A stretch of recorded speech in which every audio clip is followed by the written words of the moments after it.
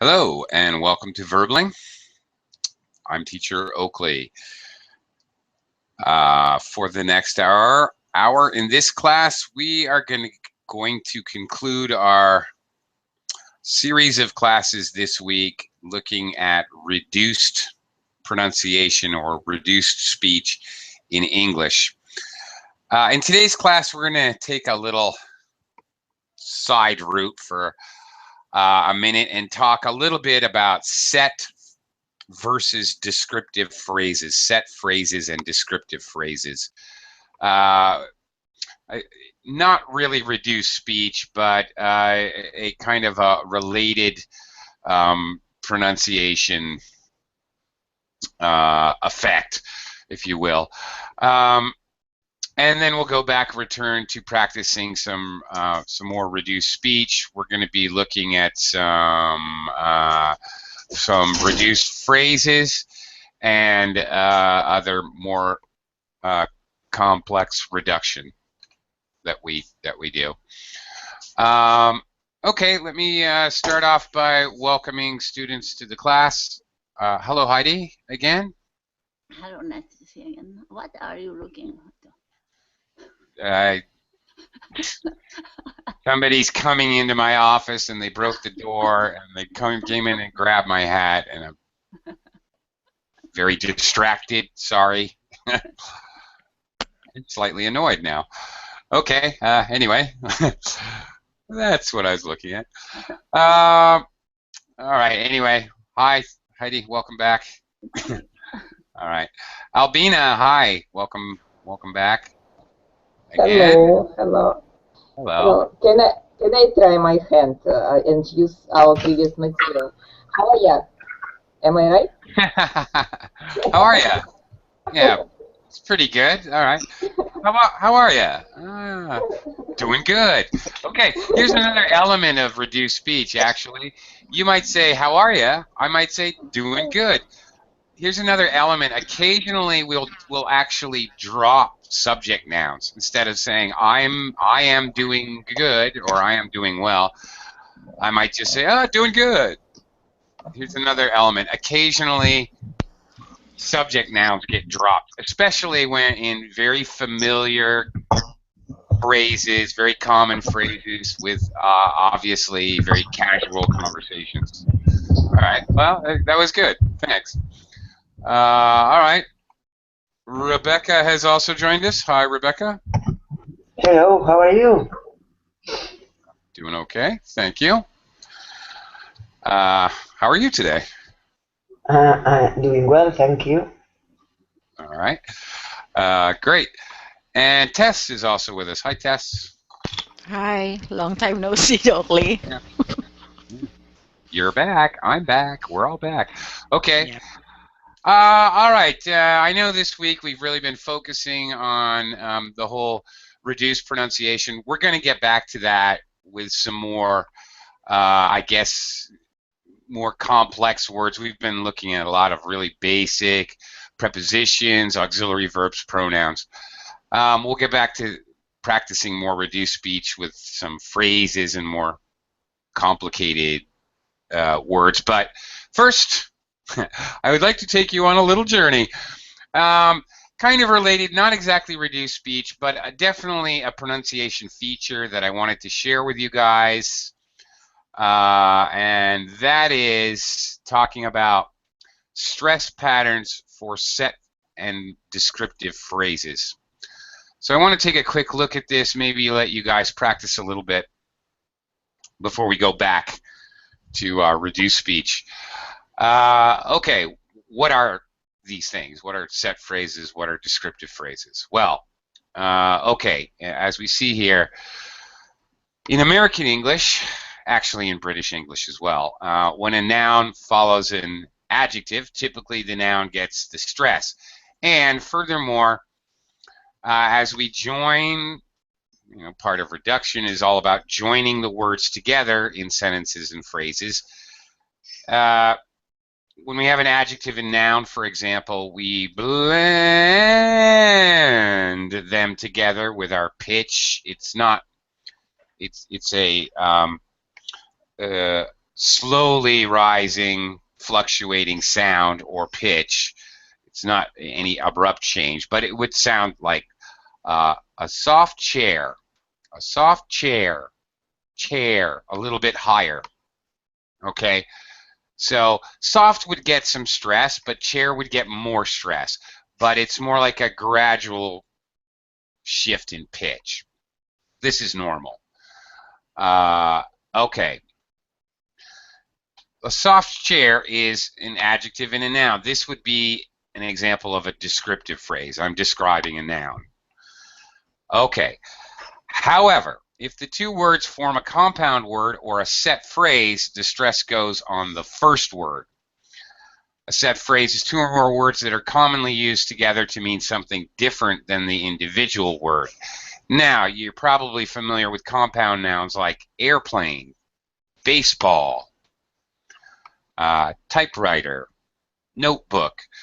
Okay, two words that in English we've stuck them together to have the meaning, a different meaning. And of course that gets they get what's called compound word stress pattern. And that's fairly easy to spot. Okay. However, we also have what are called set phrases. Some of them you may consider possibly to be a compound word. Some of them are a little bit trickier. But, okay, we need to be aware. Sometimes it's this, what's tricky is that sometimes it's the same, it can be the same two words. In one case being a descriptive phrase, in another case being a compound noun or a set phrase, compound word or a set phrase. For example, descriptive phrase whiteboard in this sentence, he nailed a whiteboard onto the side of the house. Okay, we're talking about a board which is colored white. Or softball. The baby played with a soft ball. Now, being the last word in the sentence, I have to concern myself with intonation. So, ball, ball. I have to rise, but I have to use a little bit of a falling intonation to indicate this is a statement and not a question, or that I am certain of what I'm saying. This is a statement. But essentially the same thing, that slowly rising from the adjective to the noun. These words are also compounds. A whiteboard, notice one word together, it's different. The teacher wrote the assignments on the whiteboard. High, low. Notice that it's like stairs or steps. High, low. It's not blended. It's an abrupt drop in pitch, really. Our team won the softball game last night. Softball. A very fast jump in pitch from high to low, and it's the opposite, not low blending to high, but high low. So there are a lot. This happens a surprising amount of time that there are words that go together that could be a descriptive phrase, could be a set phrase. So just wanted to introduce you guys to this. Let's give it a try, see if you guys got the idea. Heidi? All right. The two words are green and house. You've got two sentences. One uses the descriptive phrase, one uses the set phrase. Can you please read the sentences, being careful? Yeah, all right. We live in a beautiful greenhouse. She grew lovely flowers in her greenhouse. Greenhouse. All right. Very good. First one you had actually two. Good job. You actually had two adjectives. A beautiful greenhouse. All right. So blending slowly upwards with both of the adjectives. Good job. Color is green. The house is the color green. Yes. The second one is the glass house inside a lot of plant. Yeah. Glass house inside Like of the lot. greenhouse emission. Yeah, like greenhouse emissions, greenhouse gases. Yeah, exactly. Yes, you're absolutely correct.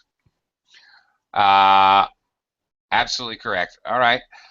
Albina, you want to try the second pair here with green and back? If you have a lot of greenback, you are wealthy. Okay. The parrot has a brightly colored greenback. Okay, brightly colored green back. That was very good. You've got a lot of stuff going on here before the noun. So, brightly colored green back. You might actually have to drop a little. When you have a list of adjectives, that can happen. Because you can't consistently keep going higher for 5 or 6 words. It's very difficult to do. All right, to emphasize that back is going up, I notice you dropped a little bit on green. That was actually good. All right, you got it. Albina, what are greenbacks?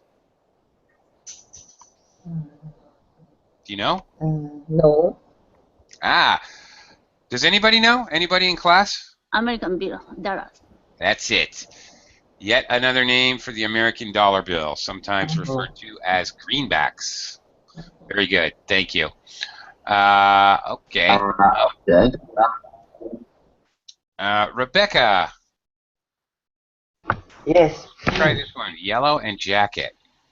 Yellow and jacket. Not to get stung by a yellow jacket. Be careful not to get stung by a yellow jacket. Well, okay. Try the next one. Okay. Wear your yellow jacket to dinner tonight. Wear your yellow jacket to dinner tonight. Okay. Yes. So the second one is a descriptive phrase. The first one is a set phrase or compound. All right. So the first one, more of a pitch drop. Be careful not to get stung by a yellow jacket. Yellow jacket. Yellow jacket. Yeah. Yellow jacket.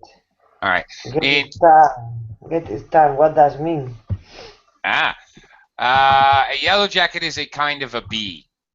I believe, I may be wrong, I believe it's a type of wasp. They're nasty. They hurt. It really hurts when you get stung by a yellow jacket. I don't know why, if they have extra venom or a barbed stinger, or I don't know why, but it really hurts. Anyway, it's a type of bee in North America. I don't know if they have them in Europe or not. Okay. I thought it was a piece of cloth. In the second one, it is a piece of clothing, you would say. Clothing. Piece of clothing. Yeah. The first one, yellow jacket. Notice that there's 2 syllables, so the stressed syllable, yellow, gets a lot more stress. Yellow jacket. All right, so we're not stressing both syllables, but the normally stressed syllable of the first word gets stressed. Yellow jacket. Yeah, okay. Yellow jacket. Very good. Okay, Tess, let me have you try one here. Blue and book. Can I ask question about the question on top, the yellow jacket? Yep. Yeah. Sure. The first sentence, your intonation go down because it's the end of the sentence. Yellow jacket, your intonation went down because it's the end of the sentence. Is it? Well, yes, but also it went down because it's the second word of a compound noun. How do you say it in the second sentence? The same intonation, wear your yellow jacket to dinner. Okay, let me do both of them. 1, be careful not to get stung by a yellow jacket. Number 2, wear your yellow jacket to dinner tonight. Oh, okay, the same intonation because they're Tonight, yeah. Always at the end of a sentence, if it's a statement, you use what's called final falling intonation. This indicates 2 things. Well, yeah, at least 2 or maybe even 3 things. It indicates that you're done speaking. Falling intonation indicates you're finished. It also indicates that it's a statement. It also indicates that you are sure of what you're saying. So, for example, Tess, if I say it's going to rain, okay, you can be pretty sure that I am sure it will rain.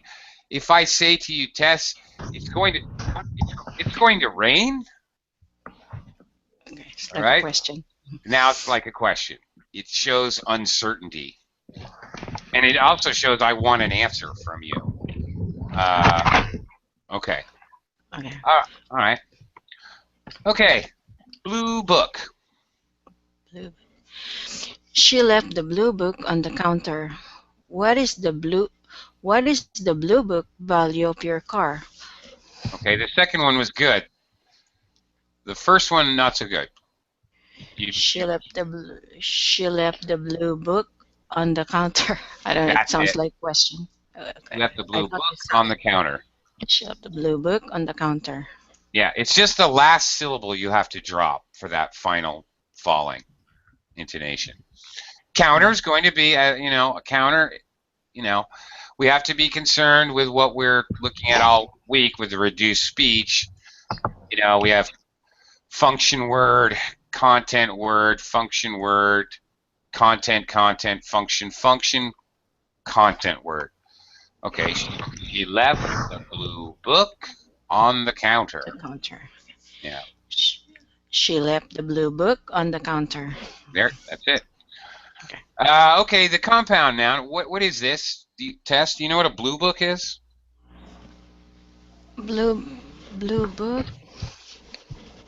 The clue is in the sentence. Are you familiar with this? Blue book is wait. I cannot say it in words, but I know. It's like, Okay. yeah, it's in my car too. Okay. Yeah, the book the book that pertains to my Oh, car. Yeah. okay. You're talking about the manual. Oh, yeah, that's not. So that's different. No, but it's very American, so probably nobody else would know this. A blue book is actually a color blue book, but it refers to, this is a published book that says the value of different makes and models and years of cars, what you should pay for these. The bank uses the blue book to decide how much they will loan you. If your car is worth $10,000 and you want to buy that car in the blue book for $12,000, the bank's not going to give it to you. The bank is only going to lend you the blue book value. They'll only lend you $10,000. Oh, okay. Similarly, consumers can buy a blue book and shop when they're shopping for a car, and they can see how much they should be paying. Okay. Yeah. So it is used by insurance. Insurance companies use the blue book. If you smash your car, they'll look it up. What is the value of your make and model and year of your car? That's how much you're going to get paid.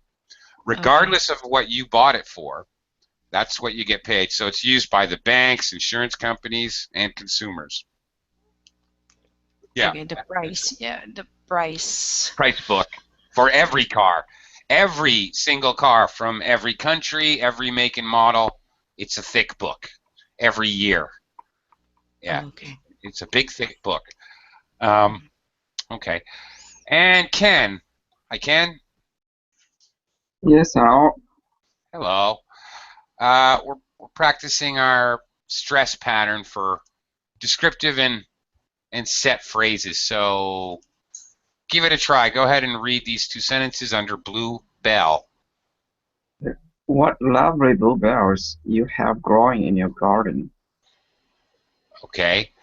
More high-low. What lovely bluebells you have growing in your garden. What lovely bluebells you have growing in your That's garden. it. That's it. That's a compound noun. Okay. Number two. This was tricky. I'm sorry. Go ahead. Ring the blue bell first, and then the red one. Okay. Did you guys notice that Ken put stress on blue here? He said ring the blue bell first, then the red one. And he is right. All right. Something I have mentioned earlier in the week during these lessons. Told you guys that pronunciation is important, but stress always overrules pronunciation. Stress is important, but rhythm always overrules stress, syllable stress. Rhythm is important, but intonation always overrules rhythm. Here we have a case of actually an intonation factor overruling this stress pattern. So it should be a descriptive phrase, a blue bell. A blue bell. Bell should be higher. Ken did not do that. He emphasized blue, and he is correct. Why did you do that, Ken? Do you know? I don't know. I just follow my intuition. Okay, good intuition. All right. The reason he did that is because we have a contrast. Whenever we're contrasting two things, whatever, day, night, on, off, black, white, two things in one sentence, we highlight those things. That's a kind of an intonation rule. Whenever we're correcting someone, we highlight what we're correcting. So this is kind of, all right, it's correcting and it's showing contrast. So you are absolutely correct to highlight those contrasting points. So bluebell actually is going to sound very similar in both of these sentences. That was a tricky one. Ring the bluebell first, then the red one. Right, we need to do that. And that intonation rule is going to overrule our set phrase versus descriptive phrase. Okay. I just wanted to share that with you guys so you have a look at that. It gets there's a lot of them, and there's similar ones. A pony's tail, a ponytail, a hot dog, a hot dog. There's a surprising number of these kinds of set descriptive phrases that could be one or the other. Okay. Back to English reduction. We're going to do lots of practicing using reduction. Again, I think pretty much everyone's been with me all week, or at least for some of the classes, but when we reduce vowel sounds, we reduce them to the basic schwa, the more or less neutral, very relaxed, and very fast sound. All right. Okay. Today we're going to look at combinations of sounds. Earlier this week we looked at liaisons, putting like T followed by Y or D followed by Y. As well as we looked at individual words that commonly get reduced. Guess what? Today we're going to pretty much combine them and look at some other words which are common to reduce. Okay, Heidi. Number one, Standard English. On this table you can see 3 columns. Standard English, the reduced form kind of spelled phonetically, and then the example. So, all right. First one, Heidi, because reduced form. Cut. Yeah. And the example. I don't want to go to the party because it sounds boring. All right. Why? Just cause. Just cause. Why don't you want to go? Just cause. All right. Just cause. All right. There's another phrase there. Just because. Just cause. Okay, that was pretty good. What's wanna here, Heidi? Why wanna? Want to. Very good. I don't want to go to the party. I don't want to go to the party. Here's another one in this example, go to. I think for Americans, not necessarily Brits, but Americans use a reduction here. The T sounds like a D, so it sounds like go to. I don't want to go to the party. Because it sounds boring. So we have a lot of reductions in this. I don't want to go to the party. All right. Albina, bet you, standard English. Betcha. Betcha. All right. Example. I bet you can't eat 10 hot dogs. Okay. I bet you can't eat 10 hot dogs. Good job. I definitely heard a rise in pitch for the negative contraction can't. It was clearly higher. Good. Excellent. A little bit kind of an exception, but okay. Our negative contractions, that is contracted forms with T, with not, can't, won't, don't, couldn't, mustn't, shouldn't. They'll get a little extra stress to differentiate the negative from the positive. Albina, what does it mean if I say, very common phrase, you betcha?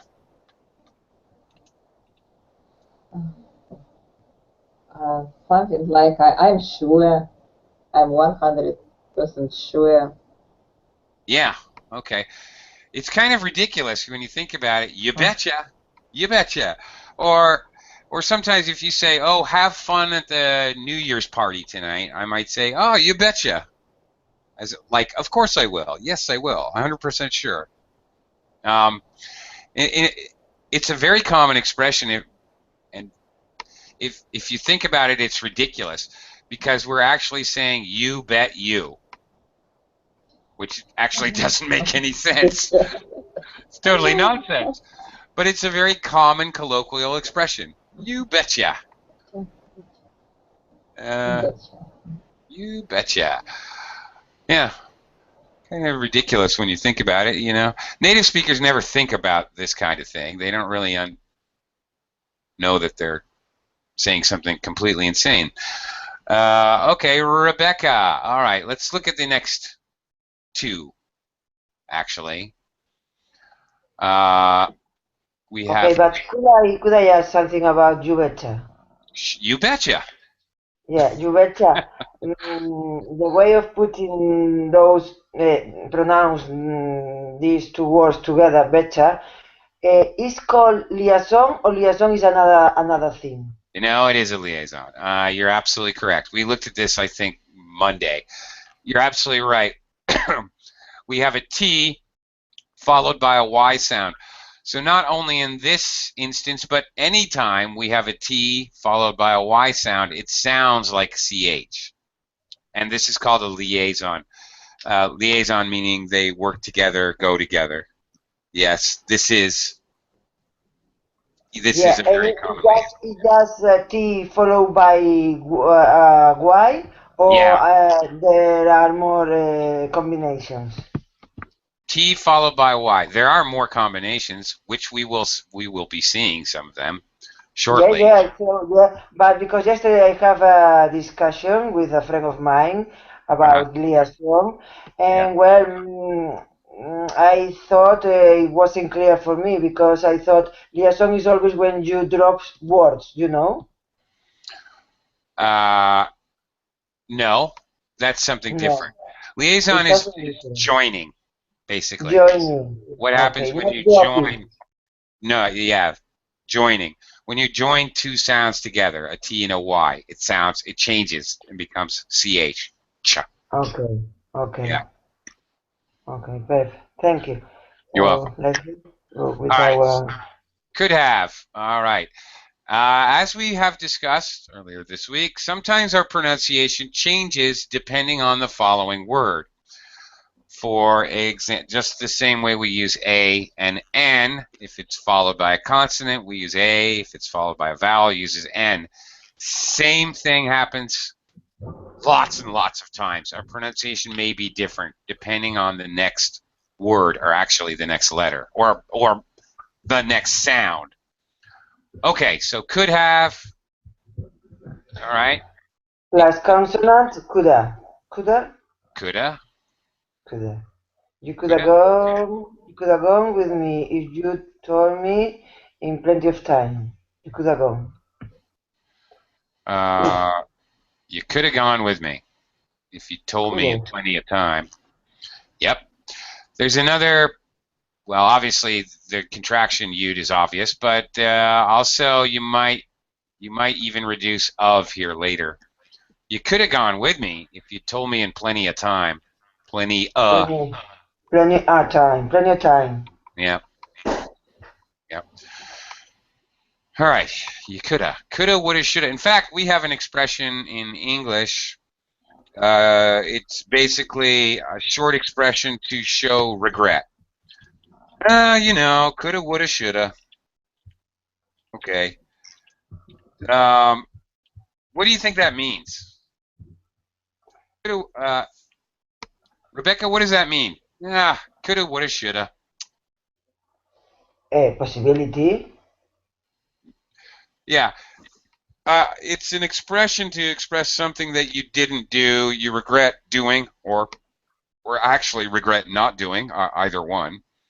I could have done it. I had the chance. I would have done it if I knew what I knew now. I would have done it. Thinking about like the third conditional, and I should have done it. If I would advise myself now, I would tell myself you should do that. So okay, coulda, woulda, shoulda. When we use the expression, we use the reduced form to speak the expression. Actually, and there it is, coulda. All right, Rebecca, you want to try the could have behind a vowel? I mean, with a following vowel? Yeah, plus vowel could have. I was so hungry, I could have eaten a horse. Okay. I So was so hungry, I could have eaten a horse. That's pretty good. I was so hungry, I could have eaten a horse. It almost sounds like "veeten." I could have eaten a horse. Yeah, I could. Yeah, that would be liaison. Could have eaten. Could eaten. I Well, yes. could eaten a horse. Yes, it is. That's the most basic form of liaison that there is, and this is the one we strive for as English speakers, the basic alternating consonants and vowels, because that makes it really easy to keep flowing with your speech. That's the prime liaison. That's the one, that's the goal. That's what we try to do, because it's the easiest to pronounce and to continue speaking. Yeah, it is. Vowel consonant is a liaison. That would be any vowels and consonants, but alternating. Consonant plus any vowel. Yeah, or the other way, vowel plus any consonant. A book. Okay, a article with the B, book. A book. All right, nice and closely joined. That's nice tight liaison there. All righty. Moving on. Okay. Very, very common. Used a lot. Tess, did you? Did ya? Did ya? All right. Did you like the film? Very good. Did you? That was perfect. Okay. Tess, you live in the United States now. Do people really say did ya? Native English speakers. Yeah, that's what I mean. Yeah. Yes. Yes, they do. Okay, thank you. Yeah, we do. Yeah. Did you know? Okay. And that can, what'd you do? Okay, what did you do? What'd you do? It can even get more reduced. Did is infamous, famous, I don't know, famous or infamous. It gets really, really reduced a lot. So what'd you do? It gets reduced to just this ja sound sometimes, just a J sound, really. All right, moving on. Ken, don't you becomes?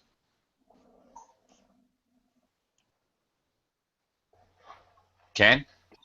Yeah. Sorry, it becomes. Don't you? Don't you? Don't you? Don't you? Don't you? Don't you? Yeah, that's better. Okay. And the example? Don't you know Ogrid is teaching class in Dublin? Yeah, don't you know that? Yeah, okay, good job. Don't ya? All right, and there's another common liaison. Oh, well, we already said T and U becomes CH. Yeah, the other one, D and U with did you becomes like J, like a J sound. Did ya? And and these liaisons remain true not just in these phrases. These are just really commonly co-located words. Did and you go together a lot in English. It just happens a lot. But it go, would you, would ya, could ya, could you, could you call my mom? Could you call my mom? It doesn't matter what two words are you're putting together, or even two sounds within a word.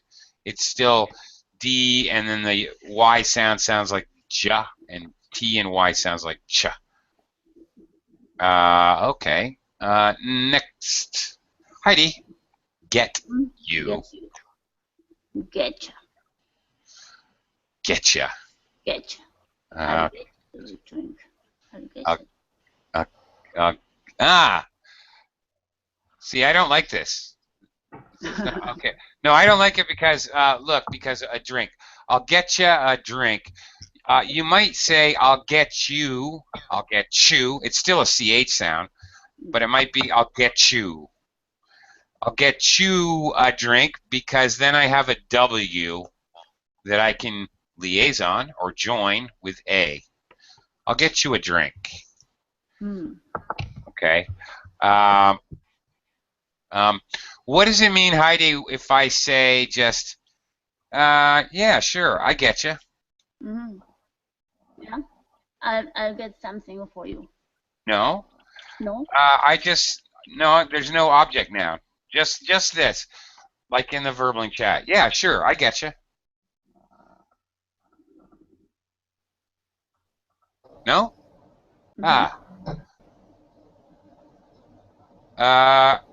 Okay. Does anybody know what that means when I say sure? Yeah, I get you. I understand what you are saying. Exactly. I understand what you're saying. This is very common. You're talking, if you seem unsure that I know what you're talking about, no, I get you. I understand completely. I get you. Okay. Okay, so one thing. It's possible for us to have this link. Yeah, because I'll get you a drink, so I think I'll get some drink for you. Yeah. Yeah, well, yes, it's get you. That's why I don't particularly like this example here, is because this looks like I'll get ya a drink, and we really don't do those glottal stops where you do two vowels in a row. Stop, we don't do that. So this is a bad example, actually. I understand what you mean. We say, I gotcha. Yeah, that's it. I gotcha. Yeah, it can be I get you or I gotcha. Either one, actually. You're right. Yeah, I get you is more like I understand. I gotcha, meaning I confirm, and we often use gotcha to confirm I understand, but also that the idea that you're going to do something. So, like, pick me up at the airport at 8. Gotcha. I would say gotcha in that case, not getcha. Gotcha. And what does that mean? I don't understand the difference. Okay. You explained to me how to calculate the area of an isosceles triangle. I might say, I get you. I'm not going to do it. I understand you. Okay. Yes. Right. If you ask me to pick you up at the airport, you're asking me to do something. Then it would be more common to say, gotcha. I understand. It also means I understand, but it also has that additional meaning. Yeah, I understand you, and I will do whatever I'm supposed to do. Okay. Okay. Yeah. Okay. Sometimes we use them interchangeably, frankly, but to show understanding, we can use either one. But in those cases where you actually have to do something, it's much more likely that you would say gotcha. Okay, in You the know, past. Yes. Okay. yeah, yeah. Okay. Yeah, and I don't like this because of the gotcha drink. You wouldn't say that. You'd say, I'll get you. It'll sound like chew your food. I'll get you a drink. Okay. Anyway, bad example. What, Rebecca, were you asking me for something else? So I don't know what. Yes, Like, if it's possible, you could post this link for us to have this material. I don't know why it never works for me. Yeah, it's in the class description, you know. Yeah, just link it on the chat. Yeah. Okay, hang on. And we load down, you know. I did. Yes, thank you so much. Yeah. Now Okay. I can keep it. Thank you. You're welcome. Alrighty then. Okay. Where were we? All right. What's next? Get you. Give me. Yeah. You know what? Something that's really stupid. Every time I've done this lesson before, I've used this material a few times before. And every time I do this, teach this class, I think about all the reductions and how all of these reductions can be heard in a song. Don't you know? Okay, I'm gonna get ya. I get ya. I get you, one way or another. Okay, here we go. Give me shelter. You got it, Ken. I knew you'd know. All right. Okay, anyway, all of these reduced forms, you hear them in popular music. They're very common as like names of songs or refrains in the song. It's really amazing. Albina, give me. And I want to comment about song. So it is reasonable because they have to link words together and Yeah. to say phrases very quickly. So it's very reasonable, I think. It is because they're trying to flow the words together. Well, it's called rhythm in speaking. Of course, rhythm is important in music. Obviously. So it should be, in this case, gimme. And as far as I understood, there are several possibilities to pronounce this word. I can emphasize, give me all your money. Give me all your money. Give all your money. Give all your money. Yeah, that's right. Your intonation may change depending on the situation. That's right. Another interesting, well, interesting, scary, I don't know. This is a word that English-speaking children, this is one of the first little phrases that a little 2-year-old learns. Gimme candy. Gimme. Little kids, little children, they're so greedy. Yeah, anyway, really it is. Children learn this kind of stuff that I'm teaching you. Really, these are their first phrases. They use these reduced forms, gimme, gonna, gotcha, I got your nose, I got your nose. They learn this stuff before they learn vocabulary words. I mean, this is some of their first vocabulary. They learn these reduced forms. And they really do. And again, it makes sense in a way. Children don't know what is a word and what is an idea. So it took me, when I was a child, the ABC song, A, B, C, D, E, F, G, I thought the 14th letter of the alphabet was L-M-N-O-P. One word. L-M-N-O-P. You know, you're a kid. You don't know. All right. The classic going to, Rebecca, going to becomes, of course. This is the most, yeah. I'm gonna do my homework now. All right.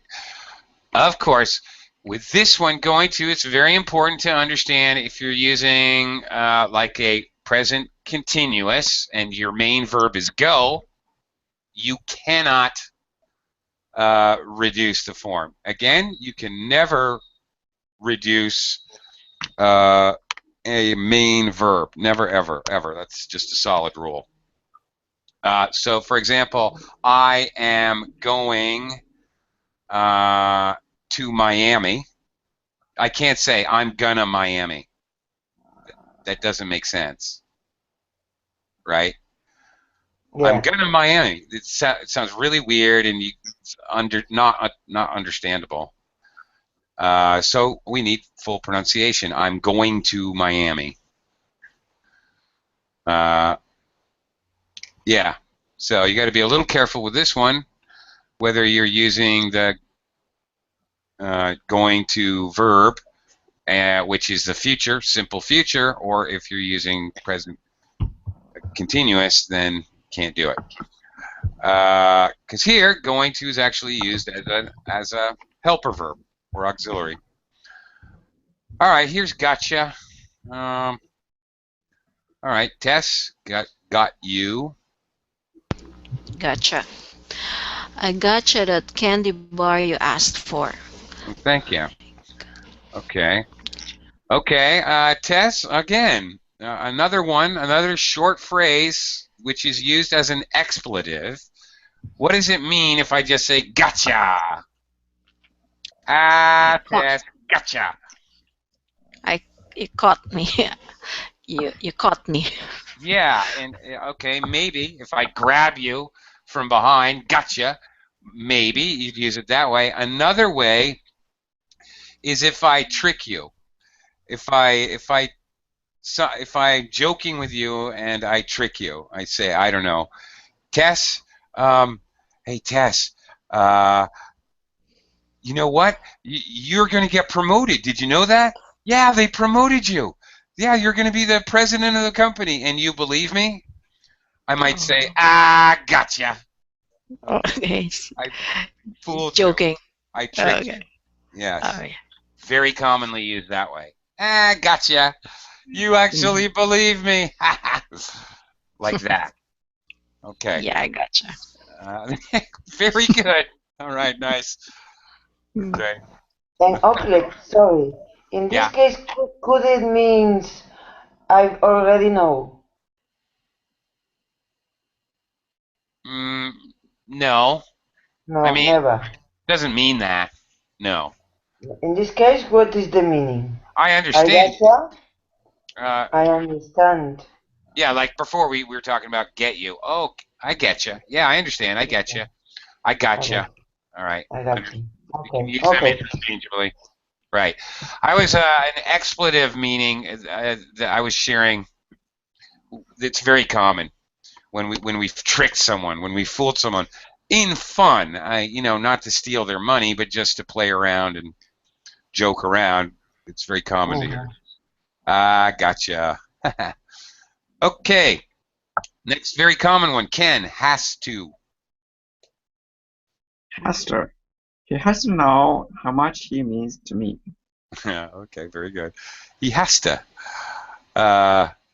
Yes, very obviously, very, very, very closely linked and joined together. He has to know. Okay.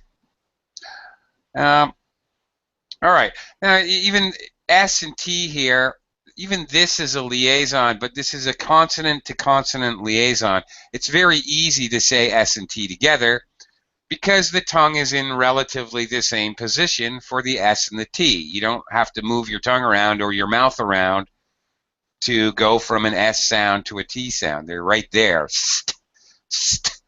That's why there's so many words in English that have ST combination, because it's easy.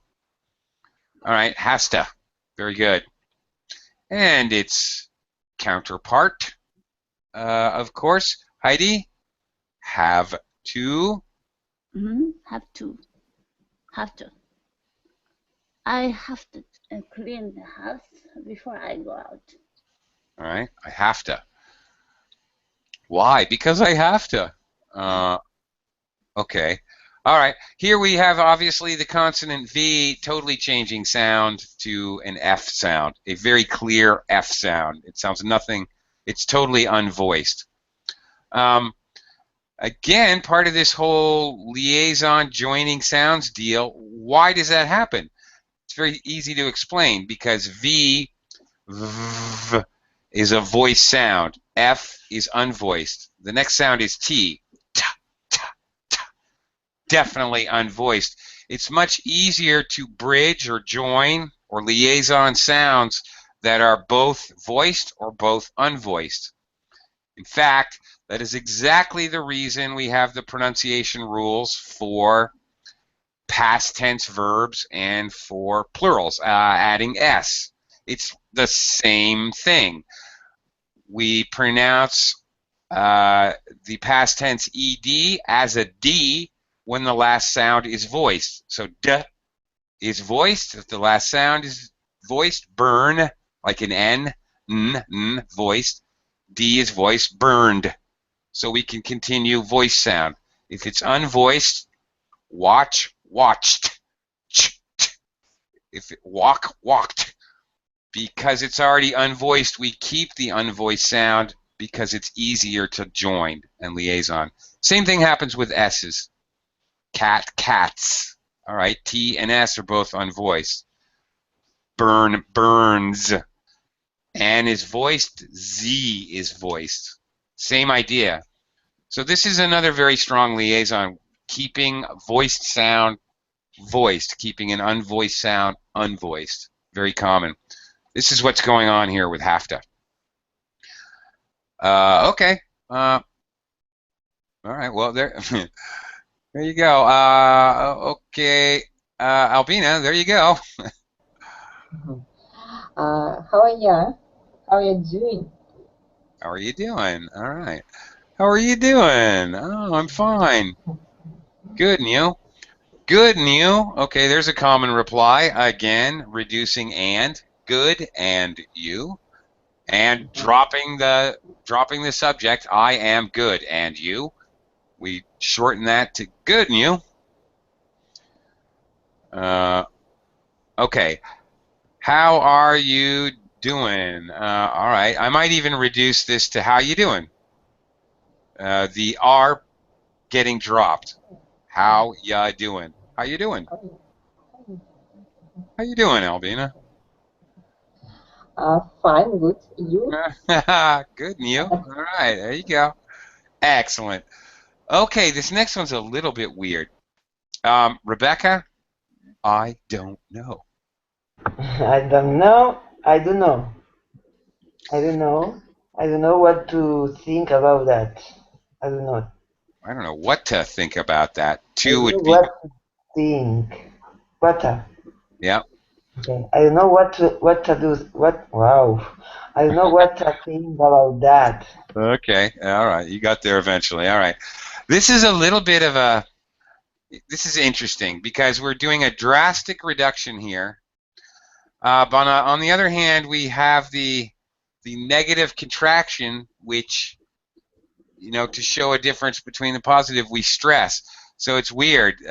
You're stressing this in a sentence. You just did. You used a higher pitch when, Rebecca, when you, I didn't know what to think. I don't know. What's going on? I don't know. So it gets stressed, but at the same time drastically reduced. A little bit of a kind of, well, now I guess this happens. Sometimes we're reducing pronunciation, but at the same time using high pitch to stress it with these contracted forms. Pitch, when you say pitch, could you write that word, please? Pitch. High pitch. Sure. Thank you. Pitch. Pitch. Pitch. Okay. Thank you. Know the meaning. I need to check. Okay. Pitch. Pitch in regards to like music. There's Okay, I get it. a lot of meanings for pitch, actually. Okay, pitch. A real lot. All right. Tess. Kinda. Kind of. Kinda. All right. I'm kinda worried about the test. All Okay, very good. And kind of. Kind of. Okay, Tess, go ahead. Kind of. Oh, sorry. I didn't. Your sound was static. I'm kind of worried about the test. Okay. And Oh, and okay. The next one. second one. Yeah. Kind of. This book is kind of interesting. Okay. A good join. It actually sounds like V starts the word. This book is kind of interesting. Book is kind of interesting. This, this book is kind of interesting. Kind of is Ah. Uh, connect ah. that. Okay. Here's another word that often. Well, here's something else we can talk about. Reduction. You see the ER in the word interesting, and notice how I say it. The word properly pronounced is interesting. Interesting. 4 syllables. Very common to hear this reduced to 3 syllables. Interesting. Interesting. Interesting, isn't it?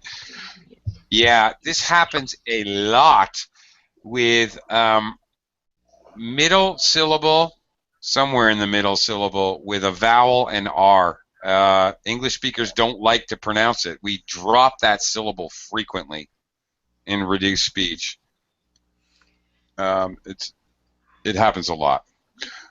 Okay. And all right, kinds of. Let's look at the next one. Ken. Kinds of. Look at those kinds of oranges for sale. Look at all those different kinds of oranges because it has a vowel. Oranges, oranges. Look at all those different kinds of oranges. Kinds of oranges. All right. And for might be reduced too. For sale. For. For sale. Another very common phrase, actually, that usually gets reduced. For sale. For sale. Oh, look, it's for sale. For sale. Okay. Ken, how about kinds of? We missed kinds of. Kinds of. What kinds of clothes does that shop sell? Okay. What kinds of clothes does that shop sell? Actually, you'd use. You were all good all the way through it, except final falling intonation, because actually in questions, in questions we use final rising intonation when it's a yes/no question. Did you eat breakfast? What did you have for breakfast? Okay, when we want information, which we clearly do here, we actually use falling intonation at the end of the question. Yeah. Oh, What kinds of clothes does that shop sell? what kind of clothes does that shop sell? There you go. You got it. Okay. All right. Let me. Heidi, let me. Let me. Let me. Let me. Let me know what you are. Good. Yes. Let me in. Let me know what you're going to do. All right. Just let me know. Okay. Very good, Heidi. Yes, you're right. Notice the drastic reduction. We've said goodbye to the letter T. Bye-bye. All right. Let me. Just let me know. All right. What you want to do. Very good. All right. Albina, lot of. Lot of. I've got a lot of respect for that guy. All right. I've got a lot of respect for that guy. Good intonation. Yep. Go ahead. Lot of. There were a lot of English people at the party. Okay. Very normal. You're doing some highlighting on this thing, and even though it's reduced, it's very common to highlight these quantifiers. These are quantifiers. I've been there many times. Many times. I often go to the supermarket on Friday. It got a lot of respect for that guy. There were a lot of English people at the party. Again, this prepositional phrases, very common to rush our way through the prepositions and whatever to get to the noun in the prepositional phrase. At the party. Ata. At the park. At the party. Okay, well, unfortunately, you know what? We're out of time, so I gotta go. So anyway, thank you everyone for helping me out with this series this week. It's been great, but I gotta go because I gotta start another class. Thanks again.